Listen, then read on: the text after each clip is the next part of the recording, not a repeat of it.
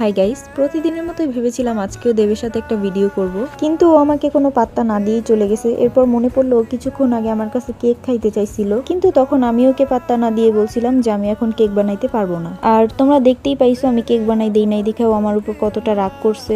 যাই হোক, কি আর করবো, অসহায় মানুষ আমি, এখন আমার ওর রাগ ভাঙাইতে হবে।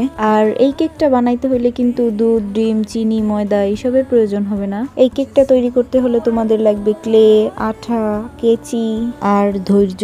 আশা করতেছি তোমরা দেখতে পাইতেছো যে এটা আমি কিভাবে বানাইতেছি। তোমাদের বাসায় এরকম দুষ্টু বিড়াল থাকলে তাদেরকেও তোমরা এরকম কেক বানাই দিতে পারো। আসলে আমার বিড়ালটা একটু ভ্যানিলা ফ্লেভার বেশি পছন্দ করে কিনা, তাই আমি ওকে ভ্যানিলা ফ্লেভারের একটা কেক বানাই দিছি। আরও বলছিল উপরে একটু ক্রিম দিয়ে দিতে, তাই আমি উপরে আর একটু ক্রিম দিয়ে দিছি।